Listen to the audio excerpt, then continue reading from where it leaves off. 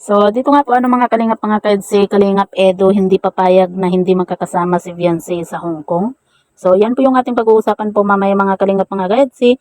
Pero bago po natin ipagpatuloy ang video ito sa mga bago pa lang po sa ating munting channel, huwag po natin kalimutang suportahan ng ama ng Kalingap ko, Val Santos Matubang at Kalingap Rob. At paunawa, panoorin po muna ang full video bago mag-comment para malaman ang nilalaman nito. So, dito nga po mga kalingap mga kaedsi, pinapaasikaso na nga po ni Kalingap Rob nga po dito kay Dr. Labano, yung patungkol nga po dito kay Beyonce at sinabihan nga po ni Kalingap Rob na puntahan po or pumunta itong si Dr. Love nga po sa school nila Beyonce para ipagpaalam po itong si Beyonce na kung po pwede nga po ay mauna na po siya sa kanyang OJT nga po para makasama po itong si Beyonce nga po sa Hong Kong. Kasi nga po 'di ba mga kalingap mga kaedsi, pinaghandaan na po nila Kalingap Rob nga po yung pagpunta nga po nila ng Hong Kong. At alam naman po natin na ilang beses na rin pong naudlot yung pag-travel nga po ng EDSI, 'di ba?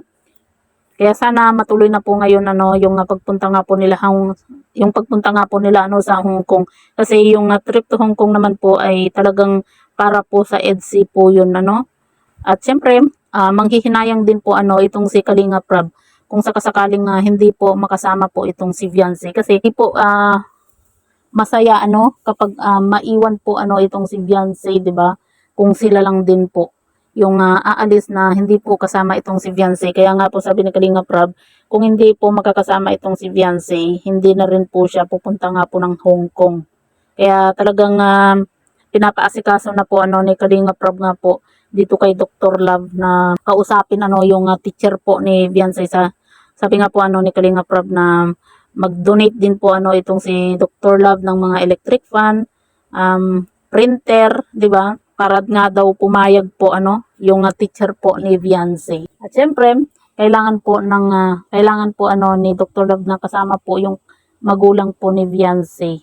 Dahil pabiro nga po sinabi po ni Kalingap Rob na mukhang kidnapper nga daw po kasi itong si Dr. Love. Sabay tawa nga po At ayan nga po mga kalingap mga kaedsi, ipag-pray lang po natin na sana payagan po itong si Beyonce na makapag-OJT nga po ng kumbaga makapag-OJT na po siya agad para naman po makasama itong si Beyonce sa Hong Kong para matuloy na rin po yung kanilang pag-travel nga po kasi 'di ba noon pa po na uudlot yung kanilang pag-travel nga po sa ibang bansa. At kung matuloy man po yung kanilang pag-travel na hindi po kasama itong si Beyonce nga po. Syempre hindi po papayag itong si Kalingap Edo na maiiwan po itong si Beyonce kasi yung trip to Hong Kong naman po ay para talaga sa EDSI po yun kumbaga pinaghandaan po talaga ni Kalingap Rob.